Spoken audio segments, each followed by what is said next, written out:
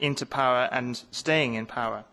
His military background is in psychological warfare, and divide and rule is his tactic.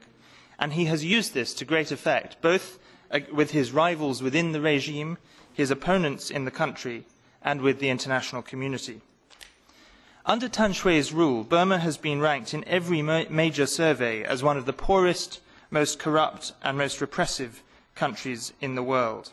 Freedom House describes it as the worst of the worst. In addition to an intolerance of dissent common to all dictators, Than Shwe is motivated by an extreme Burman nationalism, which makes him intolerant of non-Burman ethnic minorities. This is shown most starkly in the military's campaign against civilians in eastern Burma, particularly among the Karen, Karenni and Shan ethnic peoples. Rape as a weapon of war is used on a widespread and systematic basis, and forced labour is routine. Villagers are beaten, tortured and killed. Women, children and the elderly have been shot at point-blank range. I met a woman on one visit whose husband had been beheaded, another whose son's eyes were gouged out, his ears, nose and lips cut off. Villagers are used as human minesweepers, and since 1996, over 3,500 villages have been destroyed in eastern Burma alone, a scale similar to that in Darfur. Over 500,000 people are internally displaced, on the run in the jungle or in the regime's forced relocation sites. Hundreds of thousands more have been forced to flee the country.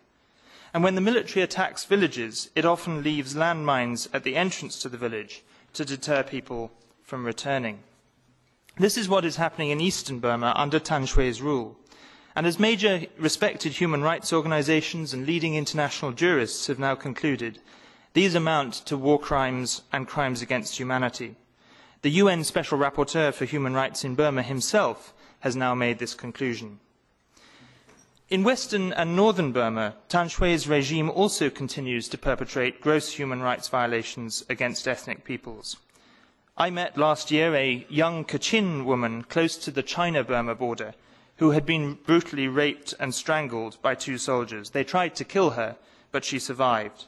I've met eyewitnesses who say that in the prison camps in Chin state, prisoners are yoked like oxen and forced to plough the fields. Rape and forced labour has been widely documented in these areas as well. And while Than Shwe's regime suppresses Buddhists who challenge him, as we saw with the monks in 2007 and as we continue to see with the Shan, Mon and Rakhine peoples, Than Shwe also displays a distinct prejudice against non-Buddhist religious minorities, particularly Christians and Muslims, and manipulates and misuses religion for political purposes. In Chin state, Chin Christians have been forced to tear down crosses they have built on mountaintops as a symbol of their faith and contribute money, materials and labour for the construction of Buddhist pagodas in their place. The Muslim Rohingya people are among the most persecuted. And it's worth just noting today that yesterday, I believe, if this is correct, the US Congress has introduced the first ever resolution on specifically the Rohingya situation. They are denied citizenship, even though they have lived in Burma for generations. They face severe restrictions on movement, marriage and access to education, as well as forced labour and religious discrimination. I've met Burma Army defectors in Bangladesh who confirm these reports. One Rohingya refugee living on the Bangladesh-Burma border told me, "We are a people at the brink of extermination." I've been asked to say a few words more about Than Shwe himself, and I think it's very important that the international community tries to understand what we're dealing with. Than Shwe has a patriarchal view, best displayed in his attitudes towards the democracy leader Nobel laureate Aung San Suu Kyi, who's been imprisoned for almost 15 of the past 20 years. Than Shwe has refused to engage in dialogue with her, and on the few occasions that they have met, his attitude was basically that she, as a younger woman, was not in a position to criticize or advise him. One foreign observer who was in one of these rare meetings told me that his view was that her role was to make the tea and talk about the weather. And as a result, the few attempts at dialogue that have been made have come to nothing. Than Shwe sees himself as a modern-day version of the ancient Burmese warrior kings.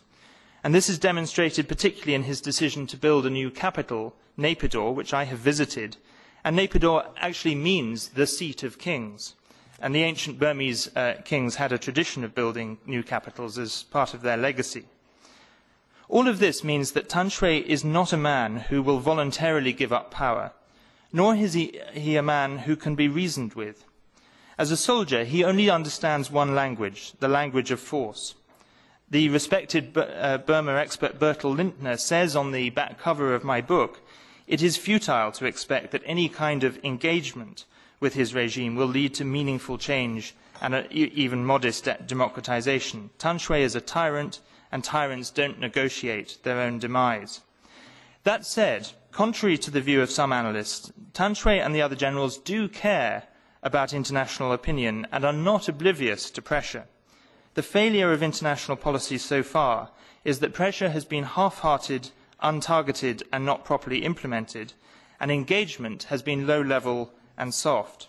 A carefully designed strategy combining tough, targeted measures that hit the generals where it hurts and a principled, high-level, UN-led engagement is required. This combination of political, diplomatic and economic measures, if carefully targeted and properly implemented, can have the desired impact. I'd like to conclude by offering 4 thoughts on what the European Union should do. First of all, the EU must categorically reject the sham elections scheduled for November and make it overwhelmingly clear to the regime and to the international community that these elections are designed to perpetuate military rule based on a completely flawed new constitution. They have no legitimacy or credibility whatsoever, and they offer no prospect of change. Secondly, the EU must resist any temptation to soften sanctions until there is meaningful change in Burma. Current measures must be maintained until there is clear progress, including the release of all political prisoners, an end to the offensives against civilians that I have described today, and the beginning of a genuine tripartite dialogue between the regime, the democracy movement and the ethnic nationalities. The regime must not be rewarded for its crimes, and more targeted sanctions should be considered if these violations continue.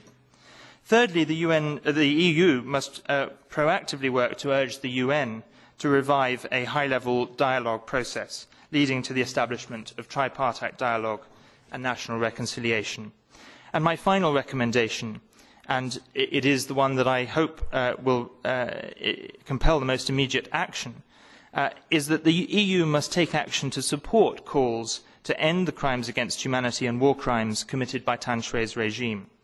Over 12 countries have now expressed support for the UN Special Rapporteur's recommendation for the UN to establish a commission of inquiry to investigate crimes against humanity, including several major European countries and the United States, Australia and Canada. Momentum is growing.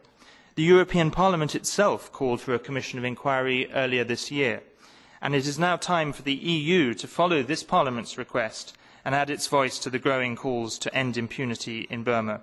Only then will there be a chance that Than Shwe will feel any motivation at all to end the suffering he and his regime have inflicted on the people of Burma for too long. I hope that members of this Parliament will be proactive in urging the other EU institutions, and the High Representative in particular, to support these measures. Thank you very much. Thank you very much, Mr. Rogers, also for these 4 recommendations that you have brought forward. And certainly the European Parliament wants the EU to be very actively sponsoring this international inquiry commission that we speak about. And maybe we can hear from the Council during this discussion if anything is going on in that sense. So now, next I would like to invite Mrs. Zoya